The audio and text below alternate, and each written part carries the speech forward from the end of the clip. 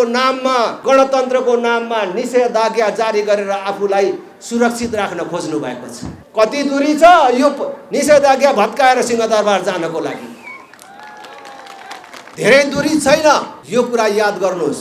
पुष्पकमल दाहाल प्रचण्ड र उनको एजेन्डाको पछि लागेका नेपाली कांग्रेसका नेता शेरबहादुर देउवा, नेकपा एमालेका नेता केपी शर्मा ओलीलाई पनि आग्रह गर्न चाहन्छु, राप्रपाले पछाडि फर्कने कुरा गरेको छैन। तपाईहरु भ्रममा पनि नपर्नुहोस् र भ्रमपूर्ण प्रचार पनि नगर्नुहोस्। राप्रपाको शान्ति र अहिंसा प्रतिको प्रतिबद्धतालाई कमजोरी ठान्नुभयो भने यो आन्दोलन कठोर बन्दै गएर विद्रोहमा पनि परिणत हुन सक्छ भन्ने कुरा पनि हेक्का राख्नुहोस्।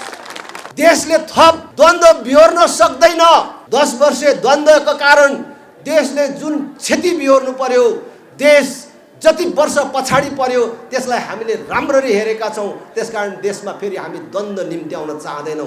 त्यसकारणले शान्तिको कुरा गरिराखेका छौं, अहिंसाको कुरा गरिराखेका छौं। त्यसलाई हाम्रो कमजोरी नठानियोस् भन्ने कुरा म दोहोर्याउन चाहन्छु। हामी चैतको पहिलो साता काठमाडौँ आउँदै छौं। चैतको पहिलो साता काठमाडौँ आउँदाखेरि तपाईहरु तयारी भएर बस्नु होला। सरकारमा बस्नेहरू त्यस बेलासम्म छलफल गरिसक्नुहोस्, आफ्नो कुरा मिलाइसक्नुहोस्, केमा सम्झौता गर्न सकिने हो तयारी भइसक्नुहोस्। हामीले त भनिसकेका छौं। तपाईहरुले हिजो निषेधको राजनीति गर्नुभयो, हामीले निषेधको कुरा गरेका छैनौं। तपाईहरु छोड्नुहोस्, भाग्नुहोस्। हामी आउँछौं, राजालाई ल्याएर बसाउँछौं भनेका छैनौं। हामी त राजा पनि बस्ने, तपाईहरु पनि बस्ने, सबै मिलेर देशको समस्या समाधान गर्ने भन्दै छौं। कहाँ बस्ने, को कुन ठाउँमा बस्ने मिलाउनुहोस्। सबै बस्ने ठाउँ बनाउनुहोस्, सबै अट्ने ठाउँ बनाउनुहोस्। कसैलाई निषेध गर्ने कुरा नगर्नुहोस् भनेर भनेका छौं। चैतको पहिलो साता फेरि पनि सुनिराख्नुहोस्, हामी काठमाडौँ आउँदैछौँ। जनता, देश काठमाडौँ आउँदैछ। त्यस बेलासम्म मिलाइसक्नुहोस् भन्ने म प्रधानमन्त्रीजीलाई आग्रह गर्न चाहन्छु। प्रधानमन्त्री आफैले, सरकार आफैले निर्णय गर्न सक्ने, सम्बोधन गर्न सक्ने विषयहरू तत्काल गर्नुहोस्। अरू केही राष्ट्रिय मुद्दाहरू छन्, त्यसमा अरू दलसँग तुरुन्तै कुरा गर्नुहोस्, छलफल प्रारम्भ गर्नुहोस्। म आग्रह गर्न चाहन्छु। यिनै कुराहरू आग्रह गर्दै म सबै देशवासी, आमा बुबा, दिदी बहिनी, दाजुभाइहरूलाई आग्रह गर्न चाहन्छु। केवल राष्ट्रिय प्रजातन्त्र पार्टीको नेता कार्यकर्तालाई मात्र होइन, आफ्नो जीवनकालमै यो देश बनेको देख्न चाहने र आफ्नो जीवनकालमै यो देश बनेको हेरेर मर्न चाहने हरेक नेपालीले राष्ट्रिय प्रजातन्त्र पार्टीले उठाएको यो आन्दोलनलाई, यो मुद्दालाई मेरो आफ्नो आन्दोलन र यो आफ्नो मुद्दा ठानेर एक पटक समर्थन गर्न म आग्रह गर्न चाहन्छु। तपाईहरु सबको साझा मुद्दा हो। हामी राष्ट्रिय प्रजातन्त्र पार्टीको झण्डा बोकेर आउला। राष्ट्रिय प्रजातन्त्र पार्टीको झण्डा बोक्न मन नलाग्नेले राष्ट्रिय झण्डा बोकेर आउनुहोस्। कांग्रेसमा पनि यो मुद्दालाई समर्थन गर्ने मान्छे हुनुहुन्छ भने कांग्रेसको झण्डा बोकेर आउनुहोस्। एमालेको झण्डा बोकेर आउनुहोस्। माओवादीको झण्डा बोकेर आउनुहोस्। दसवटा तर्क गरेर नबस्नुहोस्। अहिले राप्रपाले उठाएको आन्दोलनमा तपाईले समर्थन गर्नु भएन भने, यो आन्दोलन तुइयो भने, यो आन्दोलन कमजोर भयो भने देशको मुद्दा कसले उठाउँछ ल भन्नुहोस्। अब यो कुरा गरेर कसले हिन्छ? तपाईको कुरा, देशको कुरा, जनताको कुरा, हाम्रा युवाहरूले यो देशमै गरी खानुपर्छ भन्ने कुरा कसले उठाएर हिन्छ? कांग्रेसले उठाउँछ, एमालेले उठाउँछ, माओवादीले उठाउँछ, कसले उठाउँछ? त्यसकारण यो मुद्दा मर्न नदिनको लागि, देश डुब्न नदिनको लागि एकचोटि राप्रपाको यो आन्दोलनमा साथ दिनुहोस्, समर्थन गर्नुहोस्। आन्दोलन सफल भएपछि आफ्नो पार्टीमा लाग्नुहोस्। तपाईहरु सबलाई म आग्रह गर्छु, एकचोटि यो देशको मुद्दामा आउनुहोस्।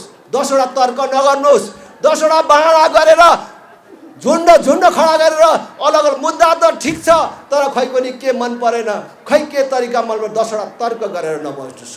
ढिलो नगरौं। अब देश यही अवस्थामा रहिराख्न सक्दैन। देश अहिले जुन अवस्थाबाट अगाडि बढिराखेको छ, यसले हाम्रो सुदूर भविष्य अन्धकारपूर्ण छ र कुनै पनि बेला देश दुर्घटनामा जान सक्छ भन्ने टुङ्गो भइसकेको छ। त्यसकारण देशलाई दुर्घटनाबाट रोक्नको लागि अब नयाँ सम्झौता, नवीन समझदारी आवश्यक छ। त्यसकारण म यहाँबाट सबै राजनीतिक दलहरू र खास गरी अहिलेको गणतन्त्र, धर्मनिरपेक्षता, संघीयताको प्रस्तावक वर्तमान प्रधानमन्त्री पुष्पकमल दाहाल प्रचण्ड र उनको एजेन्डाको पछि लागेका नेपाली काङ्ग्रेसका नेता शेरबहादुर देउवा, नेकपा एमालेका नेता केपी शर्मा ओलीलाई पनि आग्रह गर्न चाहन्छु, हामीले कसैलाई पनि निषेधको प्रस्ताव राखेको छैन। अब राप्रपाले पछाडि फर्कने कुरा गरेको छैन। तपाईहरू भ्रममा पनि नपर्नुहोस् र भ्रमपूर्ण प्रचार पनि नगर्नुहोस्। तपाईहरू बेला बेला भन्नुहुन्छ राप्रपाले पछाडि फर्कने कुरा गर्छ। अब देश कहाँ पछाडि फर्कन सक्छ भनेर हामीले पछाडि फर्कने कुरा गरेको छैन। हामीले देश यही अवस्थामा रहिराख्न सक्दैन।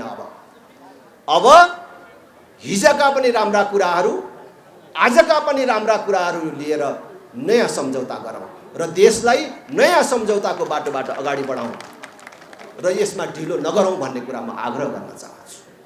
तपाईहरूले गणतन्त्र ल्याउँदाखेरि, धर्मनिरपेक्षता ल्याउँदाखेरि, संघीयता ल्याउँदाखेरि सुविचारको साथ ल्याउनु भएको थियो होला, तर हाम्रो अभ्यासको यो 1.5 दशकले प्रमाणित गर्यो यो हाम्रो देशको लागि उपयुक्त रहेनछ मात्र होइन, अभिशाप सिद्ध हुने रहेछ भन्ने कुरा।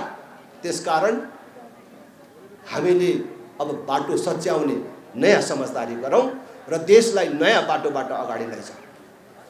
त्यही 52 साल फागुन 1 गते जनयुद्ध नामको विद्रोह सुरु गर्नुभन्दा अगाडि यही सिंहदरबारको दक्षिणपट्टि कताबाट माओवादीले 40 बुँदे मागपत्र लिएर आउँदाखेरि कसैले पत्याएको थियो? त्यस प्रकारको द्वन्द्व बढेर जाला त्यो सम्भव होला भनेर आज त्यो दिन सम्झनुहोस्। म त भन्छु सायद त्यसको नेतृत्व गर्ने पुष्पकमल दाहाल प्रचण्डले पनि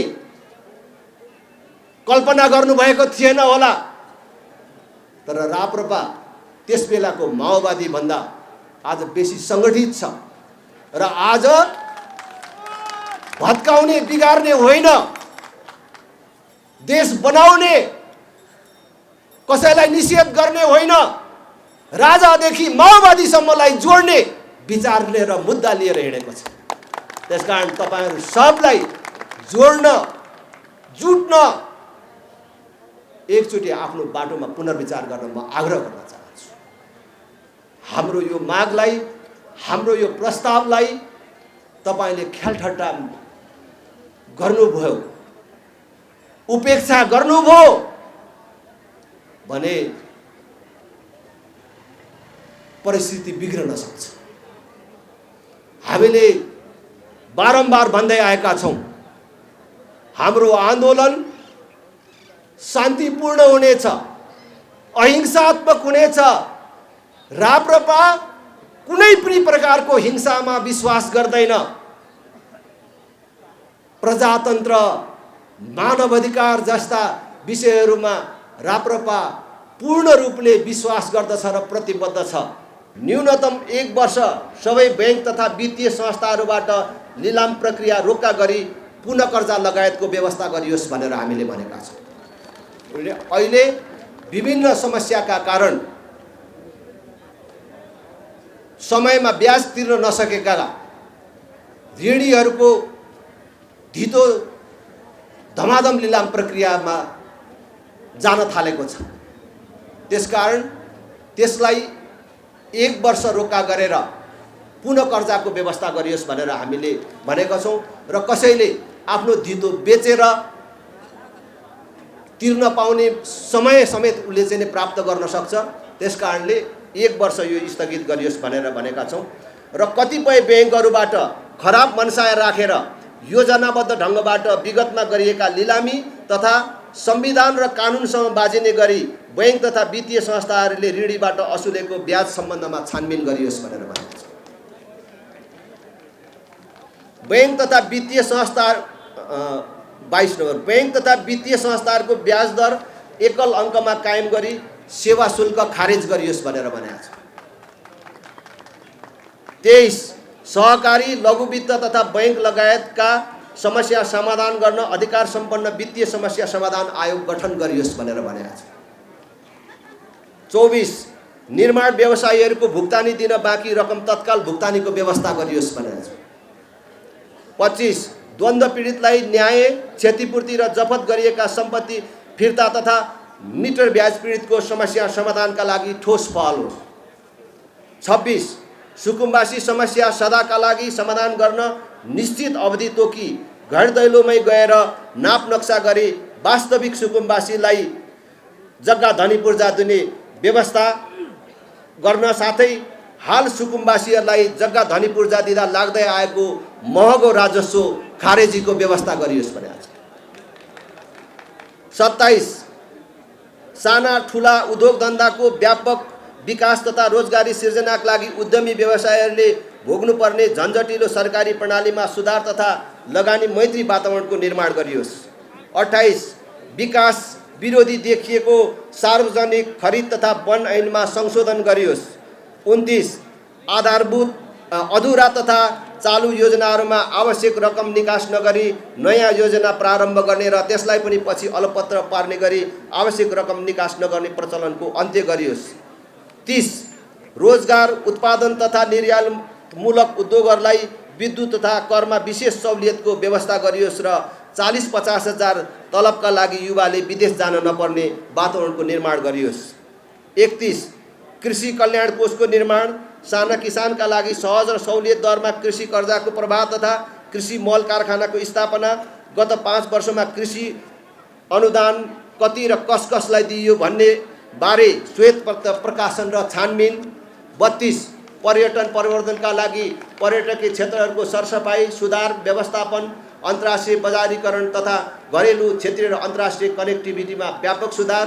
33 नेपालको ऊर्जा खपत सिँचाइको आवश्यकता बाढी नियन्त्रणलाई मध्यनजर गर्दै र नेपालको आर्थिक विकास र दीर्घकालीन हितलाई सुनिश्चित गरी ऊर्जा निर्यात नीतिको निर्माण।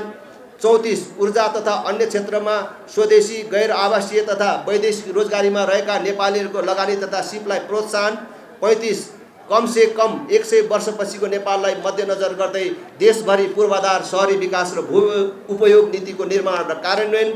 36 देशभरि अतिक्रमित सार्वजनिक जग्गाको खोजी र फिर्ती तथा धार्मिक सांस्कृतिक पुरातात्विक र प्राकृतिक सम्पदाहरूको अतिक्रमण अन्त्य गर्दै तिनको संरक्षण र प्रवर्धन।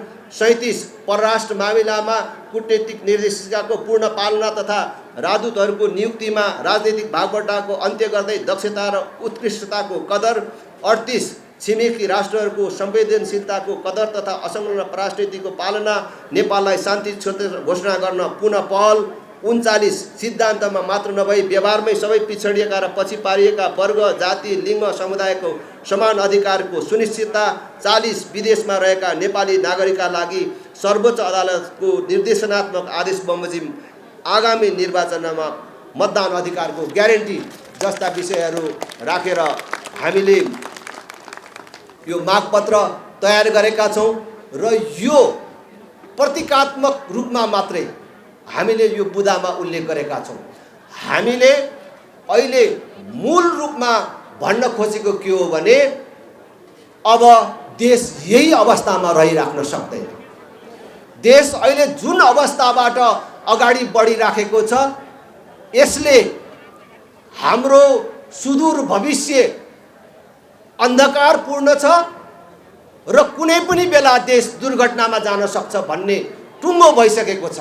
त्यसकारण देशलाई दुर्घटनाबाट रोक्नको लागि अब नयाँ सम्झौता, नवीन समझदारी आवश्यक छ। त्यसकारण म यहाँबाट सबै राजनीतिक दलहरू र खास गरी अहिलेको गणतन्त्र, धर्मनिरपेक्षता, संघीयताको प्रस्तावक वर्तमान प्रधानमन्त्री पुष्पकमल दाहाल प्रचण्ड र उनको एजेन्डाको पछि लागेका नेपाली काङ्ग्रेसका नेता शेरबहादुर देउवा, नेकपा एमालेका नेता केपी शर्मा ओलीलाई पनि आग्रह गर्न चाहन्छु, राप्रपाले पछाडि फर्कने कुरा गरेको छैन। तपाईहरू भ्रममा पनि नपर्नुहोस् र भ्रमपूर्ण प्रचार पनि नगर्नुहोस्। तपाईहरू बेला बेला भन्नुहुन्छ राप्रपाले पछाडि फर्कने कुरा गर्छ। अब देश कहाँ पछाडि फर्कन सक्छ भनेर हामीले पछाडि फर्कने कुरा गरेको छैन। हामीले देश यही अवस्थामा रहिराख्न सक्दैन। अब हिजोका पनि राम्रा कुराहरू, आजका पनि राम्रा कुराहरू लिएर नयाँ सम्झौता गरौँ र देशलाई नयाँ सम्झौताको बाटोबाट अगाडि बढाउँ र यसमा ढिलो नगरौँ भन्ने कुरा म आग्रह गर्न चाहन्छु। तपाईहरूले गणतन्त्र ल्याउँदाखेरि, धर्मनिरपेक्षता ल्याउँदाखेरि, संघीयता ल्याउँदाखेरि सुविचारको साथ ल्याउनु भएको थियो होला, तर हाम्रो अभ्यासको यो 1.5 दशकले प्रमाणित गर्यो यो हाम्रो देशको लागि उपयुक्त रहेनछ मात्र होइन, अभिशाप सिद्ध हुने रहेछ भन्ने कुरा। त्यसकारण हामीले अब बाटो सच्याउने नयाँ समझदारी गरौँ र देशलाई नयाँ बाटोबाट अगाडि लैजाउँ। त्यही 52 साल फागुन 1 गते जनयुद्ध नामको विद्रोह सुरु गर्नुभन्दा अगाडि यही सिंहदरबारको दक्षिणपट्टि कताबाट माओवादीले 40 बुँदे मागपत्र लिएर आउँदाखेरि कसैले पत्याएको थियो त्यस प्रकारको द्वन्द्व बढेर जाला त्यो सम्भव होला भनेर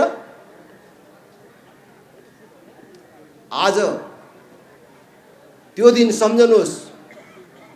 म त भन्छु सायद त्यसको नेतृत्व गर्ने पुष्पकमल दाहाल प्रचण्डले पनि कल्पना गर्नुभएको थिएन होला, तर राप्रपा त्यस बेलाको माओवादी भन्दा आज बेसी सङ्गठित छ र आज भत्काउने बिगार्ने होइन, देश बनाउने, कसैलाई निषेध गर्ने होइन, राजादेखि माओवादीसम्मलाई जोड्ने विचार लिएर मुद्दा लिएर हिँडेको छ।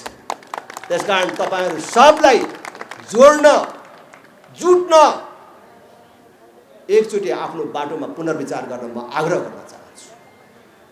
हाम्रो यो मागलाई, हाम्रो यो प्रस्तावलाई तपाईले ख्यालठट्टा गर्नुभयो, उपेक्षा गर्नुभयो भने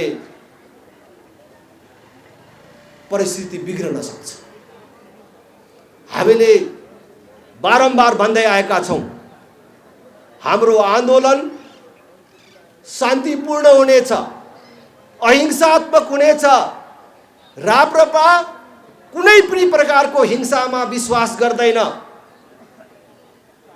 प्रजातन्त्र, मानवाधिकार जस्ता विषयहरूमा राप्रपा पूर्ण रूपले विश्वास गर्दछ र प्रतिबद्ध छ। तर तपाईले फेरि पनि भन्छु उपेक्षा गर्नुभयो। राप्रपाको शान्ति र अहिंसा प्रतिको प्रतिबद्धतालाई कमजोरी ठान्नुभयो भने यो आन्दोलन कठोर बन्दै गएर विद्रोहमा पनि परिणत हुन सक्छ भन्ने कुरा पनि हेक्का राख्नुहोस्। तपाईले प्रजातन्त्रको नाममा, लोकतन्त्रको नाममा, गणतन्त्रको नाममा निषेधाज्ञा जारी गरेर आफूलाई सुरक्षित राख्न खोज्नु भएको छ। आज हामी यो पद्मोदय मोडमा आइपुगेका छौं। कति दूरी छ यो निषेधाज्ञा भत्काएर सिंहदरबार जानको लागि? धेरै दूरी छैन। यो कुरा याद गर्नुहोस्। हामीले अहिले पनि भन्छौं शान्तिपूर्ण ढंगले भनिराखेका छौं। हामी देशले थप द्वन्द्व बिहोर्न सक्दैन। 10 वर्षे द्वन्द्वका कारण देशले जुन क्षति बिहोर्नु पर्यो, देश जति वर्ष पछाडी पर्यो त्यसलाई हामीले राम्ररी हेरेका छौं। त्यसकारण देशमा फेरि हामी द्वन्द्व निम्त्याउन चाहदैनौं। त्यसकारणले शान्तिको कुरा गरिराखेका छौं, अहिंसाको कुरा गरिराखेका छौं। त्यसलाई हाम्रो कमजोरी नठानियोस् भन्ने कुरा म दोहोर्याउन चाहन्छु। हामी चैतको पहिलो साता काठमाडौँ आउँदैछौँ। चैतको पहिलो साता काठमाडौँ आउँदाखेरि तपाईहरु तयारी भएर बस्नु होला। सरकारमा बस्नेहरू त्यस बेलासम्म छलफल गरिसक्नुहोस्, आफ्नो कुरा मिलाइसक्नुहोस्।